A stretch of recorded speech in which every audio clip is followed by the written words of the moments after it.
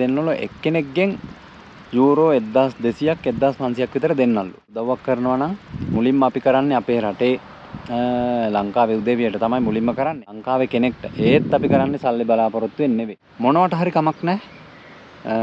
නේපාලෙන් staff ගෙනත් දෙන්න. මම ඒසියන් කෙනෙක් දැක්කොත් අනිවාර්යෙන් මම ගිහිල්ලා කතා කරනවා. එයාලා කතා කරන්නත් කලින්.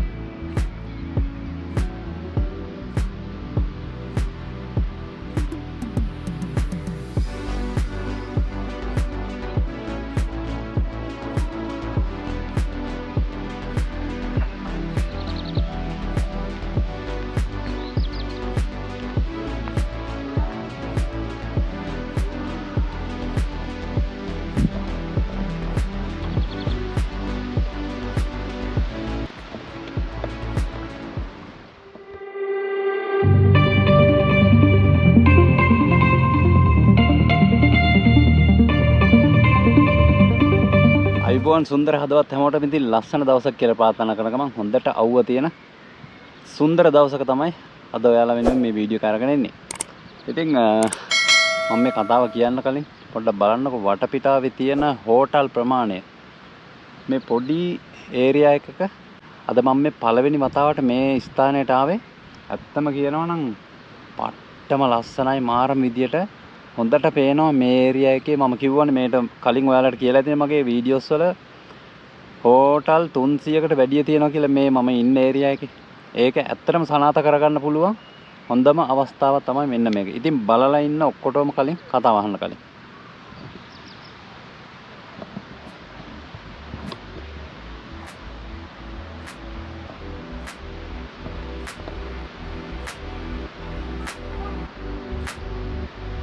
ඉතින් ඔයාලට පේන ඇති මේ පේන හැම තැනම මේ හැම එකක්ම මේවා හැම එකක්ම හෝටල්. කඳු උඩ මේ තියෙන්නේ පේනව නේද? යායට මර උඩ තියෙනවා මේ හතර වටේම. එතකොට මෙහි අරහිට වෙන්න තමට මෙහිට පෙන්වන්න පුළුවන්. මෙහිට යන්න ඕන. මේ මෙතනක් තියෙන්නේ මේ පෙන්නෙත් හොටෙල් එකක්. තව අල්ලයට වෙන්න තියෙනවා.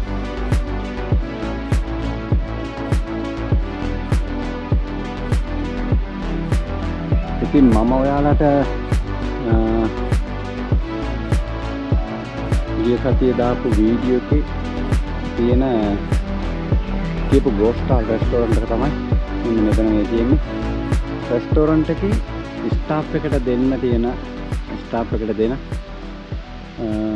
ඇකමඩේෂන් එක තමයි මේ පේන්නේ. රයිට්, එහෙමනම් යාළුවනේ මම කතාව කියන්නම්. අද කාලේ බොහෝ දෙනෙක් එන්න try කරන රටක් තමයි ඕස්ට්‍රියාව කියන්නේ. ඉතින් පේනවනේ පරිසරය බැලුවත් ඉතින් වින්ටර් එකට ගත්තත් සමර් එකට ගත්තත් පට්ටම ලස්සන පරිසරයක් තියෙන රටක් තමයි. හැබැයි හොටෙල් ෆීල්ඩ් එකේ මම ඔයාලට පෙන්වන්නේ මේ හරිය තියෙන හෝටල් ප්‍රමාණය. ඉතින් හොටෙල් ෆීල්ඩ් එකේ මේ ඕස්ට්‍රියාවේ එක පැත්තක් විතරයි. ඉතින් බොහෝ පැති මෙන්න මේ වගේ තමයි.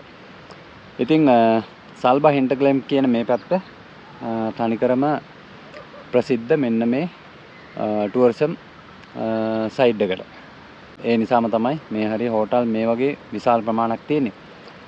ඉතින් මට මේ කතාව කියන්න ඕන ඇත්තටම නේපාල් ජාතිකයෙක් මෙන්න මේ ළඟ හෝටල් එකක වැඩ කරනවා කිචන් ස්ටුවර්ඩින් කෙනෙක් විදිහට. ඉතින් මට හම්බ වුණා දෙතුන් පාරක් හම්බ වුණා. ඉතින් මම කතා කරන්න ගත්තා.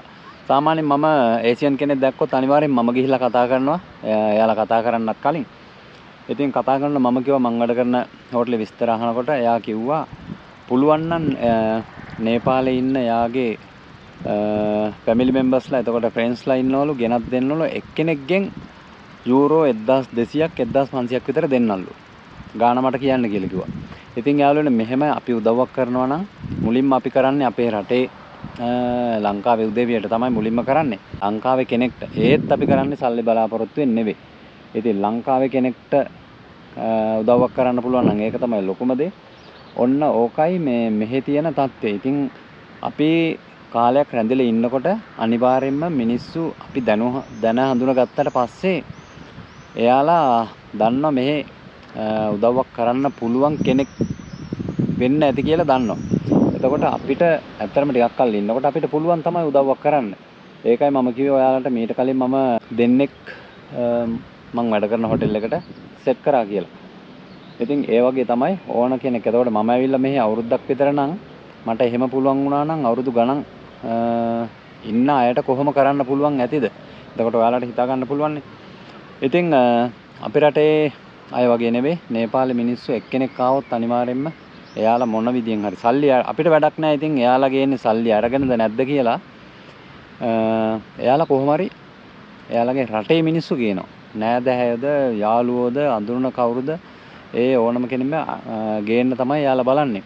ඉතින් මට කියන්න ඕන මට ඒ පුද්ගලයාට උදව් කරන්න කලින් පුළුවන් නම් මම මුලින්ම කරන්නේ ලංකාවේ අයට.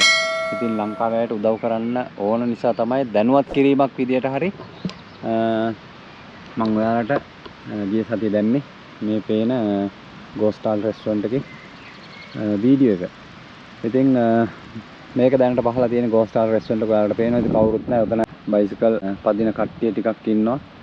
ඊට අමතරව රෙස්ටොරන්ට් එකේ කවුරුත් නැහැ. රෙස්ටොරන්ට් එක වහලා තියෙන්නේ. ඉතින් එයාලගේ ඇකොමඩේෂන් එක තමයි මෙතන මේ තියෙන ගෝස්ටාල් කියලා ගහලා තියෙන ගෝස්ටාල් මෙටරාබයිට් හවුස් කියලා තියෙන්නේ. ගෝස්ටාල් එකේ ස්ටාෆ් එකට දෙන ඇකොමඩේෂන්. ඉතින් ඔන්න බලන්න හෝටල් ප්‍රමාණය ඔයාලට හිතා ගන්න පුළුවන්. ඇත්තටම ගණන් කරොත් එහෙම 300ට අනිවාර්යයෙන්ම 300ට වැඩි මේ තියෙන ඒරියා එකේ. ඉතින් ඕකයි යාළුවනේ මට කියන්න ඕන. දැක්ක නේද ඕස්ට්‍රියාවට එන්න රට හොඳ නිසා හම්බ වෙන වැටුප හොඳ නිසා එන්න ඕන තරම් මිනිස්සු බලාගෙන ඉන්නවා සල්ලි දීලා. ඕන තරම් සල්ලි දෙන්න මිනිස්සුත් බලාපොරොත්තුෙන් ඉන්නවා. ඉතින් දන්නවනේ යූරෝ 1200ක් 1500ක් කියන්නේ ලක්ෂ 5-6ක් වගේ මුදලක්. ඉතින් ඒ වගේ ගානකට වුණත් එයාලා එන්න දන්නවා. මොකද ආවට පස්සේ සීසනල් වීසා එකක් වුණත් ආවට පස්සේ එයාලා දන්නවා රැඳෙන්න ඕන විදිහ. ලංකාවේ මිනිස්සු වගේ කාලා බීලි වල පජාත වෙන්නේ නැහැ. අන්න ඒ නිසා එයාලා දන්නවා රස්සාව රැක ගන්න ඕන කියන ක්‍රමය. අන්න ඒ නිසා තමයි එයාලා ලොකු ගාණක් අර බංගලි වගේ තමයි ලොකු ගාණක් දීලි වල එන්න හදන්නේ. ආවට පස්සේ එයාලට ඕන ඇවිල්ලා රැඳිලා ඉන්න. ඉතින් එහෙමනම් යාළුවනේ මට කියන්න තිබ්බේ ඔන්න ඕක තමයි කතාව. යූරෝ 1200කට 1500කට මිනිස්සු ගෙන්නන්න කියලා පිට රටියන් අපිට කියන වාතාවරණයක් ඔන්න උදා වෙලා තියෙන මෙන්න මේ ඒරියා එකේ තියෙන හෝටල් එකකට කොහොම හරි ගිහිල්ලා කතා බහ කරලා ස්ටාප් පුළුවන් නම් නේපාලෙන් ගෙනත් දෙන්නලු. ඉතින් ඔයාලා නිකන් හිතන්න ස්ටාප් 5 දෙනෙක් ගෙනාවනම් ලක්ෂ 30ක් විතර තියෙනවා. ඉතින් ඒ වගේ කරන්න අපේ හිතේ බලාපොරොත්තුවක් නැහැ. මම මේ ඇත්ත වාතාවරණේ ඔයාලට කියන්නේ. ඉතින් ඔන්න ඕක තමයි මෙහි තියෙන කතන්දරේ. ඕනම කෙනෙක් සල්ලි වලට හරි එන්න කැමැත්තෙන් බලාපොරොත්තුෙන් ඉන්නවා. ඉතින් එහෙමනම් හැමෝටම ජයෙන් ජය වෙන්න කියලා ප්‍රාර්ථනා කරමින් ફોකස් විච් චැනල් අදට ඔයාලගෙන් සමු ගන්නවා මේ හින්ටග්ලෙන් භූමියේ ඉඳලා.